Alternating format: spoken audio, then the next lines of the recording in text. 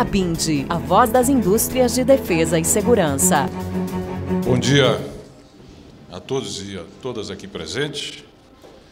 Gostaria de saudar essa reunião em nome do Carlos Frederico, presidente da ABINDE, do Carlos Pai, presidente do SINDE, saudar também aqui a presença do secretário de Produtos de Defesa, Flávio Basílio, saudar os almirantes, brigadeiros, generais aqui presentes e senhoras e senhores empresários. Fim de ano é momento de se fazer um balanço. Geralmente, esse é um ritual que nós fazemos na vida pessoal, na vida profissional e, efetivamente, também nas nossas organizações. Então, vamos procurar fazer um balanço sumário do que foi esse ano, evidentemente que algumas ações foram iniciadas anteriormente. Mas, mesmo assim, vale o balanço. Primeiro ponto, a criação de linha internacional de créditos pelo Banco Nacional de Desenvolvimento Econômico e Social, BNDES, para fins de defesa. Já me disseram que essa era uma luta que vinha sendo travada há mais de uma década e meia. E a criação dessa linha, ela é fundamental, acredito, para a base industrial de defesa, ainda que apresente alguns problemas, que não são da linha especificamente, mas a respeito do fundo garantidor, que teve alguns problemas orçamentários que se encontram em fase de resolução. Portanto, eu acredito que no término desse ano, no mais tardar no início do próximo, nós estaremos em condições de operar essa linha 100%. Segundo, participação do Ministério da Defesa na Secretaria Executiva da Câmara de Comércio Exterior, a CAMEX. Para quem não sabe, a CAMEX é o grande locus de definição e de decisão da política de exportação e importação do Brasil. Nós não fazíamos parte.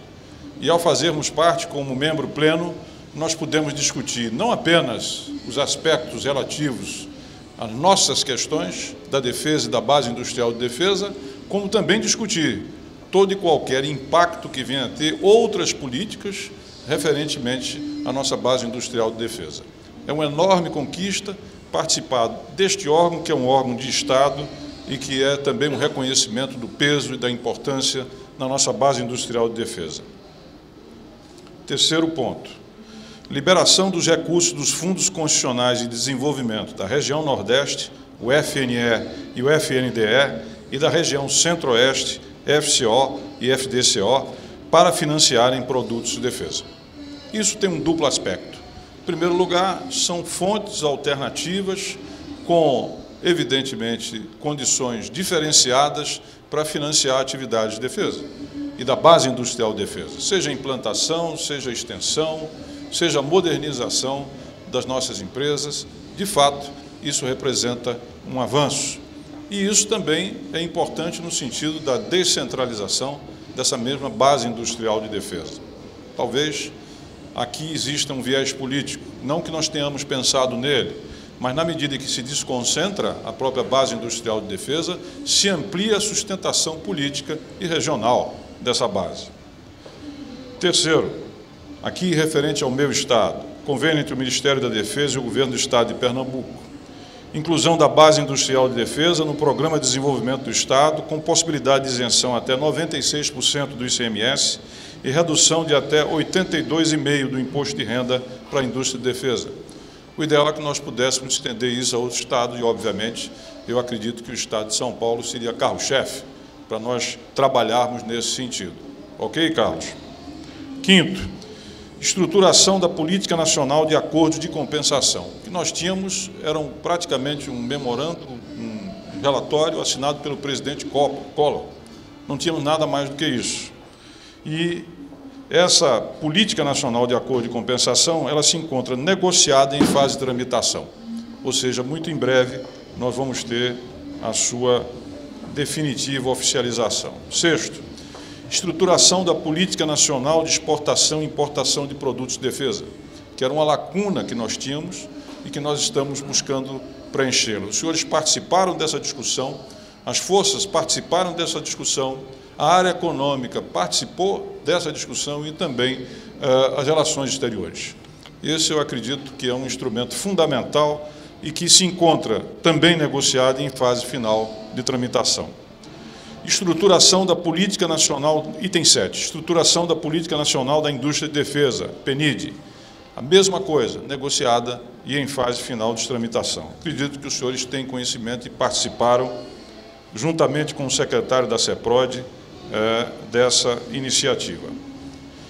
Tivemos também o estreitamento da relação entre o Ministério da Defesa e a Federação Brasileira de Bancos, a FEBRABAN, para avanços na área cibernética. Embora isso não tenha uma relação direta com a base industrial de defesa, é importantíssimo no sentido de ampliar a segurança, não apenas das nossas transações financeiras, mas evidentemente em linha geral e evidentemente que isso hoje no mundo, onde a questão da defesa cibernética se coloca no mesmo nível dos demais comandos, Marinha, Exército, Aeronáutica, só para os senhores terem uma ideia, na Alemanha, esse 4º comando, que é de defesa cibernética, hoje já tem 13 mil efetivos. E agora mesmo nós estamos diante de eleições onde a preocupação do TSE com a participação do Centro de Defesa Cibernética do Exército Brasileiro é cuidar que nós não tenhamos as nossas eleições fraudadas ou pelo menos distorcidas, a exemplo do que aconteceu nos Estados Unidos, na França, na Catalunha. E eu me lembro que eu estive em meados desse ano em Estocolmo para visitar o programa Gripen-NG, que é desenvolvido lá. E fui fazer uma visita ao parlamento sueco. E lá, conversando com um dos seus próceres, perguntei, mas, afinal, por que é que a Suécia não usa a urna eletrônica? Resposta, porque se usássemos a urna eletrônica, os russos melariam tudo. Então, preferem ficar no papel do que correr esse risco. E isso é uma coisa, de fato, crescente. Outro importante trabalho aqui referia à reformulação do regulamento para fiscalização de produtos controlados, o chamado R105. Ele se encontra na Casa Civil. Eu tenho praticamente que diariamente, ou eu ou o meu chefe de gabinete, feito a cobrança desse regulamento. Agora, entendemos que ele, de fato, tem uma complexidade, não apenas técnica, mas que exige uma especialização que a Casa Civil, evidentemente, tem algumas dificuldades de superá-las. Por isso mesmo, nós estamos assessorando através do general Neiva. Essa reformulação vai possibilitar uma imensa redução na burocracia que rege esses produtos controlados, vai possibilitar uma maior transparência, uma melhor facilidade para registros e, enfim, outras atividades, e também vai fazer um uso bem mais extensivo das redes sociais, onde é possível, portanto, se ter, além de maior transparência, uma maior agilidade em todos os registros e, enfim, demais atividades envolvidas no R105. Um outro trabalho, do qual eu tenho muito orgulho, me permitam dizê-lo, é o item 11, capitalização da Engeprom para a construção de corvetas classe Tamandaré. Esse foi um belíssimo trabalho, é preciso reconhecer aqui, trabalho desenvolvido pelo nosso almirante, também pelo secretário de Produtos de Defesa, juntamente com toda a área econômica do governo. E isso não foi uma coisa fácil. Por quê? Os senhores sabem que nós aprovamos a emenda constitucional do chamado teto de gastos. E isso implica, evidentemente, numa rigidez ou em limites, não é, intertemporais para todo e qualquer ministério. E o Ministério da Defesa não fica fora disso. Ocorre que a nossa Marinha precisa urgentemente de modernizar a sua esquadra.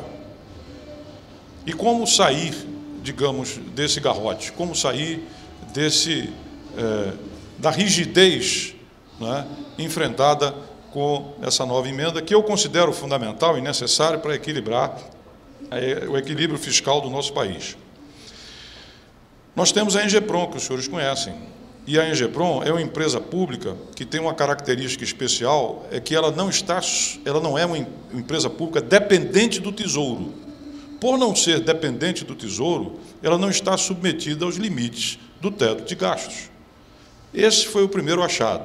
O segundo achado foi, muito bem, e como é que nós podemos capitalizar a Engeprom para que ela possa, então, financiar as 4 corvetas, que é um programa de aproximadamente 1 bilhão e 600 ou 1 bilhão e 800 milhões de dólares? 1 bi e 600, e que é fundamental essas corvetas. Nós temos 7.400 quilômetros apenas de fronteira marítima, ou de costa, por assim dizer. E apenas pensando na questão do petróleo, nós temos 260 plataformas de pré-sal e outra na nossa costa.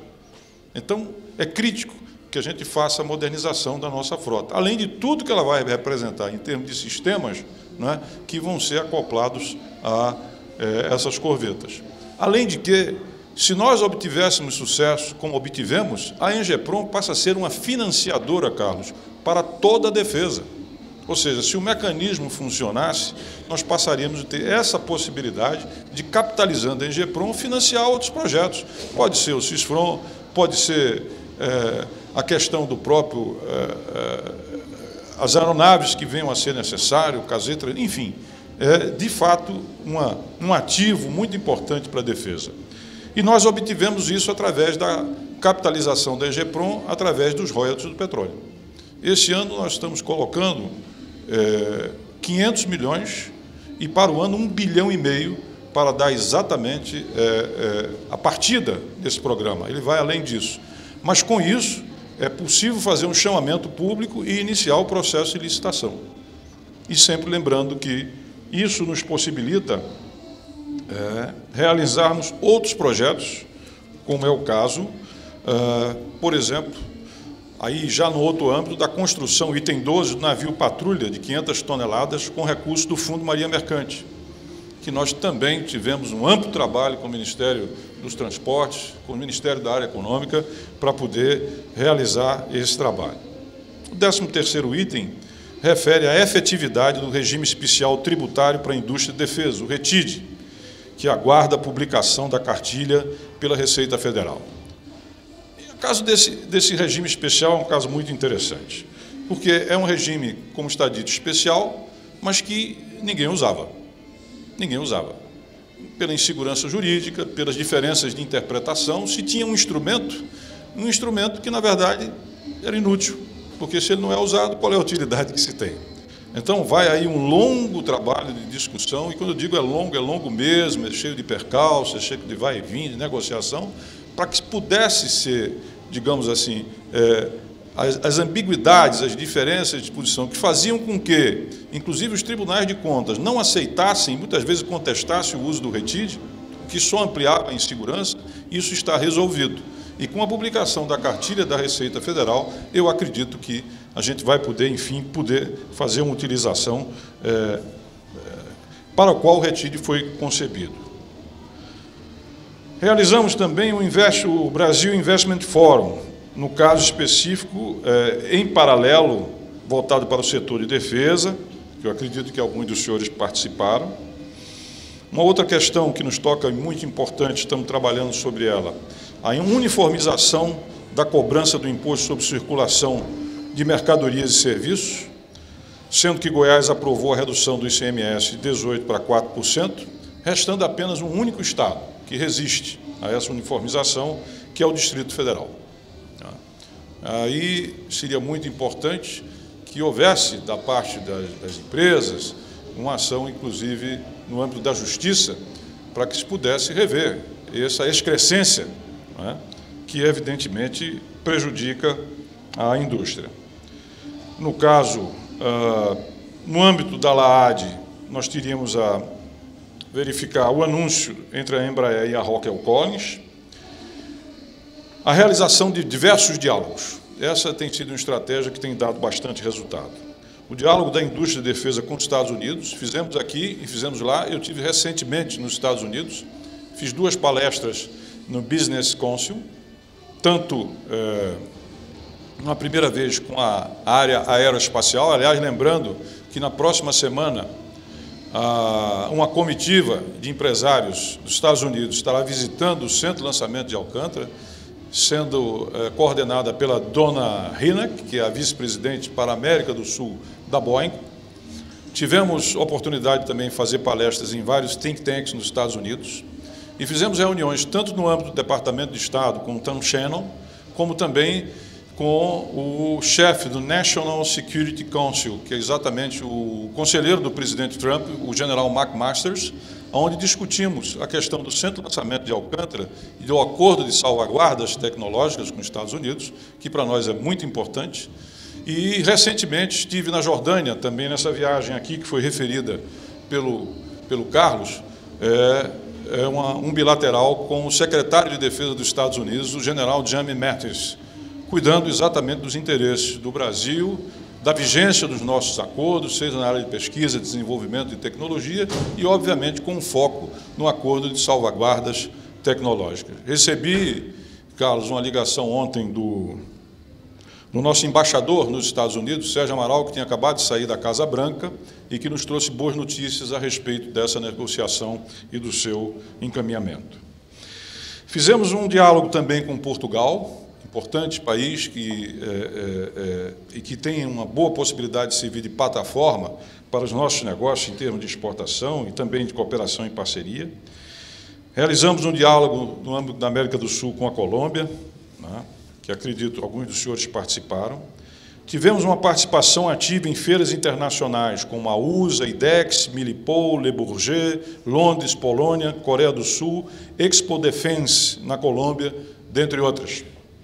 Tivemos também a consolidação de parcerias estratégicas na área de defesa, com México, Colômbia, Europa Central e mundo árabe, sobre o qual falarei um pouco mais adiante. E a participação da delegação de empresas brasileiras na viagem do Ministério da Defesa no mundo árabe. Essa foi uma viagem muito interessante e eu acredito que ela nos trouxe um grande aprendizado. Primeiro porque ela se realizou sob condições de fato muito particulares, ou se os senhores quiserem, muito excepcionais. Quando nós tínhamos definido toda a nossa agenda e feito os contatos, chegou uma circular da Casa Civil que, por ordem do presidente da República, nenhum ministro poderia se ausentar no período de 28 até 6 de dezembro. Ou seja, exatamente o período em que nós iríamos viajar. Eu, então, procurei o senhor presidente da República e disse a ele do preparo, da importância e, sobretudo, da delegação, como foi dito por Carlos aqui, a maior que já teve a oportunidade de ir conjuntamente com o Ministério da Defesa. E ele, então, aqueceu e eu sabia que não era uma decisão fácil, porque nós fomos o único ministro que viajou nesse período. Todos os demais tiveram, inclusive, quem estava previsto, cancelar. Mas não me dei por satisfeito. Logo depois que ele concordou, eu disse, tem uma coisinha a mais, presidente. Ele disse, o que é que é? Eu disse, eu quero o seu avião. Dê cá o seu avião. E ele nos cedeu o avião dele para que nós pudéssemos todos fazer esse périplo. Tivemos em 5 países. Passamos na Tunísia, isso foi muito rápido, porque a Tunísia ela tinha feito o convite e depois, por problemas internos, ela desmarcou, propondo uma outra data. Em seguida, tivemos na Jordânia, onde, a exemplo dos demais países, nós fomos recebidos em nível presidencial. Eu chamo a atenção para isso. Evidentemente que não é por ser eu ou pelos belos olhos do ministro da Defesa. Mas aqui é uma das lições a tirar. E essa é uma lição muito importante. Primeiro, é de que o Brasil é percebido lá fora com mais importância do que nós nos atribuímos. Isso é uma lição. Isso é uma lição. A segunda das lições, nós temos potencial e temos possibilidades muito além do que nós exploramos. O que quer dizer que nós precisamos, sim, nos profissionalizar na exploração desses mercados. Terceiro, o Oriente Médio tem que ser tratado, independente da individualidade dos países, tem que ser tratado como uma região. E essa região, evidentemente, que eu vou afirmar a seguir, não nos deixa nem um pouco alegres, nem felizes, não é nada disso. Mas nessa região, a questão da segurança, a questão da defesa são centrais. Então, esse composto fez com que nós fôssemos recebidos pelo rei da Jordânia, além de ministro de Relações Exteriores, Defesa e o que vocês imaginarem. Quando nós estivemos no Catar, fomos recebidos pelo próprio emir, que é o monarca, e também pelo seu ministro da Defesa e assim por diante. E a mesma coisa se repetiu nos Emirados Árabes, onde nós tivemos realmente uma recepção excepcional e, inclusive, fomos recebidos pelo príncipe herdeiro, na medida que o rei, propriamente dito, ele se encontra gravemente enfermo. Voltamos pelo Cairo, onde foi muito mais um pernoite. Mas, mesmo assim, utilizamos o tempo lá, recebemos lá o chefe de gabinete do ministro da Defesa, que não pôde estar presente, porque os senhores, naquele dia, um dia antes, o presidente Trump tinha declarado que Israel era a capital, perdão, Jerusalém era a capital de Israel. O clima era tão tenso que, quando a gente se deslocou pela cidade, estava toda ela ocupada, grande parte, por polícias. E o esquema de segurança que colocaram para nós todos foi realmente alguma coisa, quer dizer, muito grande. Tivemos com parlamentares, um outro general que lá estamos e tal. Além disso, uma outra lição importante, e isso, Carlos, se isso seja feito, tinha chamado a atenção, é de que, com a presença governamental, as portas e o tempo, a disponibilidade para o setor privado é maior. Isso é alguma coisa que a gente tem que tirar, de fato, uma lição. E a gente sabe que muitos outros países fazem isso de uma forma muito mais recorrente, muito mais frequente. Tá certo? Até me penitencio por não termos iniciado isso antes, mas nós vamos dar sequência a isso, e consequência também. De sorte que, pelo menos na avaliação que nós fizemos, tanto sob o aspecto governamental como sob o aspecto privado, essa missão foi realmente muito bem sucedida. Foi muito bem sucedida e é evidente que depois, sob o aspecto propriamente privado, eu acredito que acho que tem que fazer o debriefing, né, propriamente dito. Vou citar apenas um exemplo das possibilidades governamentais. Por sugestão do Flávio, quando nós estávamos lá com... Eu acho que ainda era o ministro das Relações Exteriores, mas depois a gente repetiu isso. No Catar, exatamente no Catar. Os senhores sabem que aqueles países, eles, de um lado, têm uma abundância em termos de recursos, fruto do petróleo, que é simplesmente extraordinário, né? Chega a algum dos fundos, ou talvez a soma dos fundos dele, quase $1 trilhão, que é uma coisa impensável em termos de recursos, e, ao mesmo tempo, eles têm uma morte anunciada, que é o fim do petróleo, ou talvez até antes do seu fim, aquela commodity que produz uma riqueza realmente incalculável, fantástica, tá certo? Lá. As mudanças que estão acontecendo, né, de câmbio, de troca de energia fóssil por renovável, está aí o caso do carro elétrico e tantas coisas mais, pode abreviar essa abundância. Então, esses países, eles buscam parceiros e têm recursos. Os senhores viram o caso de um projeto muito bem sucedido, do avião que foi desenvolvido pela Nova Air. Cadê o nosso médico advogado? Cadê ele? Está aqui atrás. Ali está ele. Um investimento de $100 milhões em 2 anos, que é um extraordinário em termos de capacidade. Nós produzimos um avião em fibra de carbono. Não é pouca coisa. Então, na esteira disso, o Flávio propôs, e em princípio foi aceito, a criação de um fundo de recursos e, evidentemente, uma pauta de projetos para ser financiado por esses recursos. Vamos ver se isso vai vingar. Se mandar pauta de projeto. Eu cito isso como uma das possibilidades. E, confesso, não vou exauri-los, eu acho que tem muito mais do que isso. Fruto, de um lado, dessa abundância e, do outro lado, dessa morte anunciada e da necessidade de diversificar, de investir em outros países e, evidentemente, também a imagem do Brasil. País fora dos grandes conflitos mundiais, país que não tem veto, país que tem uma relação aberta e que é reconhecido como um país que tem um empresariado sério e empreendedor, que, em parte, aqui se encontra devidamente representado. Deixa eu botar os olhos de novo para poder continuar.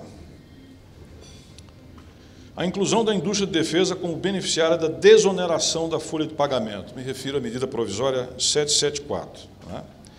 Nós estávamos bem articulados, no caso da 774 é anterior, não é isso? Não é o número da atual. Então, nós dissemos o seguinte para a Fazenda: olha, se a desoneração for ampla, total e restrita, nós não temos nada a dizer. Agora, se alguns setores foram beneficiados, o primeiro que tem que ser beneficiado, por uma questão de soberania e de defesa nacional, tem que ser a base industrial de defesa. E nós conseguimos fazer com que isso fosse colocado lá. No final, terminou não se votando, temos uma nova medida provisória e já acertamos com o relator, o deputado Orlando Silva, de que o setor será beneficiado. Evidentemente que nós temos que ver a votação, mas nós estamos trabalhando duro para que, de fato, o setor venha a ser desonerado, que nos parece da maior importância. A aprovação da Imbel e Engeprom como intervenientes técnicos nas vendas de produto de defesa para governos amigos. a mudança da resolução do Conselho Monetário Nacional para permitir a Engeprom pegar financiamentos reembolsáveis, que faz parte daquilo que eu disse. E o que estava aqui como primeiro item é o último item que eu vou referir, que é o seguinte: o nosso grande compromisso, o nosso grande objetivo, e todo esse trabalho é, de fato, estruturar uma política de Estado, Estado com E maiúsculo, para a base industrial de defesa. É preciso que essa base, o que ela representa, o que ela significa para o país, tenha o respaldo de uma política de Estado. Política de Estado quer dizer permanência, abrangência, quer dizer instrumentos e quer dizer, sobretudo, um compromisso com essa indústria que nos parece absolutamente decisiva para que nós tenhamos um projeto autônomo de nação. Se não tiver tecnologia, base industrial de defesa para responder aos desafios, ou como dizia o ministro Jobim, dizer não quando tem que dizer não, e eu complemento, e sim quando tem que dizer sim, nós abrimos mão de sermos um país autônomo e independente. E, obviamente, sabem os senhores que o mercado da indústria de defesa é um mercado absolutamente assimétrico. Por quê? Alguém aqui já vendeu uma corveta para uma empresa? Alguém aqui já vendeu um blindado para uma corporação? Não, a produção é privada, em larga medida, não apenas, mas em larga medida, mas isso são compras que se dão nação a nação. Não precisa dizer mais a respeito do papel estratégico que representa em termos de, efetivamente, de soberania. Então, é esse o nosso grande empenho, a construção de uma política de Estado para a indústria de defesa do país. Quando eu voltava da viagem, com o Carlos, tantas coisas nós vimos, tantas nós conversamos, não só com o Carlos, com todo o time, que, aliás, se transformaram em amigos. Eu realmente tive uma oportunidade grande de conhecer de perto os que estiveram conosco, e foi realmente um convívio excepcional. Para vocês terem uma ideia, todo dia a gente fazia um debriefing, evidentemente regado a um pouco de vinho, e tal, etc., porque ninguém é de ferro, mas a gente chegava lá e fazia todo o balanço do dia, o que foi que a gente viu, o que foi que a gente observou, o que é que a gente poderia, digamos assim, tirar das nossas experiências, tanto do lado governamental como do lado privado. E nós montamos o que chama-se de uma agenda de compromisso. Não vou ler todas, mas pelo menos algumas coisas eu acho importante ressalvar. A primeira delas é a questão de uma reunião com o BNDES que deveria ter acontecido. Era ontem, né? Era ontem, mas não houve acerto em termos de agenda. A segunda delas é marcar, possivelmente ainda no mês de dezembro, se não em janeiro, um encontro com o senhor presidente da República, para tratar dos assuntos, né, que são pertinentes e importantes na construção dessa política de Estado em termos de defesa, né? Outra coisa, eu estou assinando hoje a criação do Conselho Acadêmico de Defesa. Nós não temos, ou não tínhamos até então, um conselho voltado para a produção de conhecimento, tecnologia e inovação. É até espantoso que não se tenha.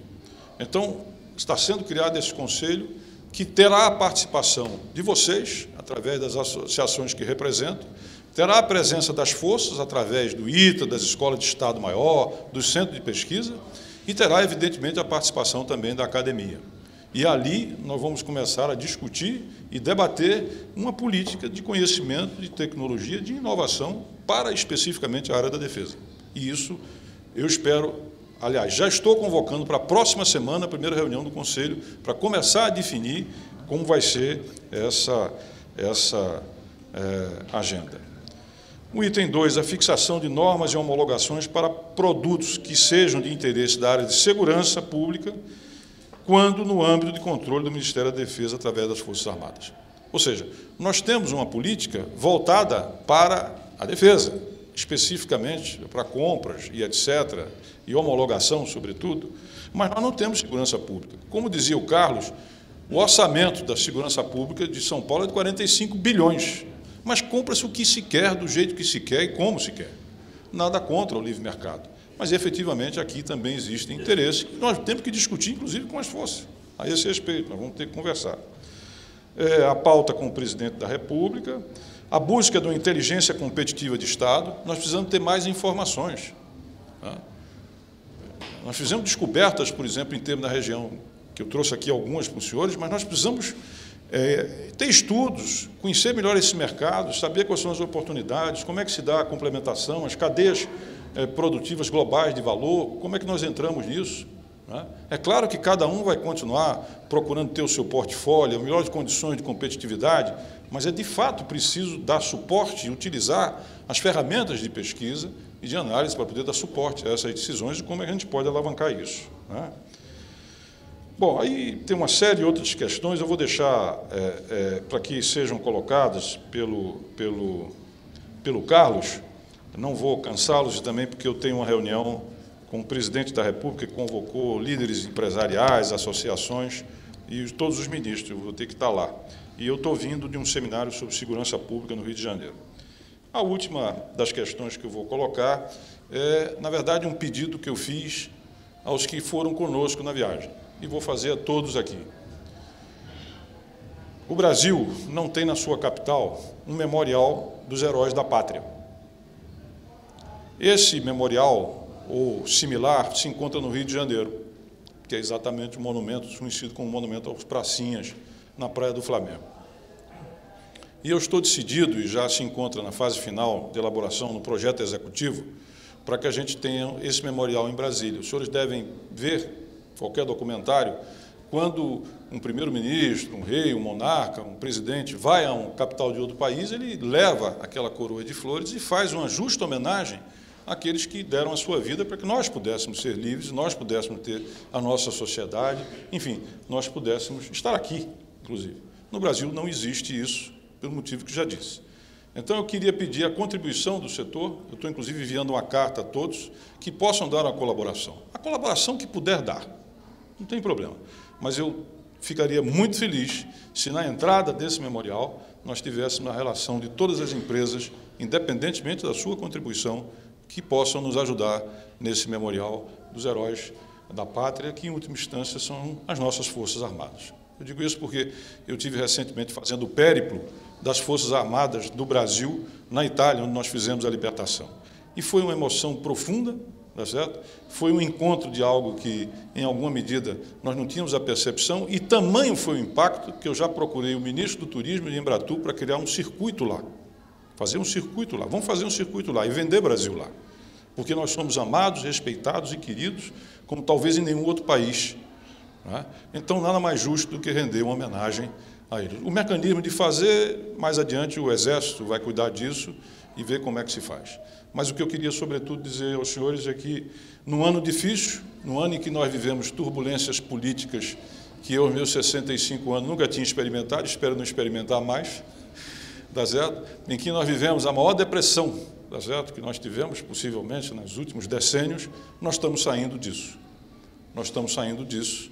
Os senhores sabem e têm a percepção, é evidente que muito ainda a se retomar e se refazer, mas eu acredito que, sobretudo, estamos no caminho certo. Creio, como comentava ainda há pouco, que a nossa reforma da Previdência, ela tem hoje, é incrível, porque ela teve, de fato, perdida praticamente, mas hoje a gente sente que há uma disposição, inclusive na opinião pública, isso melhorou muito a comunicação do governo, não é? E há uma disposição, de fato, aqui, esse é um obstáculo que nós não podemos continuar evitando, que nós temos que enfrentar para o desenvolvimento desse país, que, afinal, é o desenvolvimento de todos. E, evidente, tenho que render aqui a minha homenagem ao presidente Temer, que tem, apesar de todas as vicissitudes, mantido esse rumo e tem sido realmente uma fonte inesgotável de inspiração e de disposição ao trabalho. A todos vocês, terminando o ano, a minha homenagem pelo trabalho que vocês realizam, e nós estamos à disposição para, em 2018, estarmos mais próximos, trabalharmos mais e obtermos melhores resultados. Muitíssimo obrigado.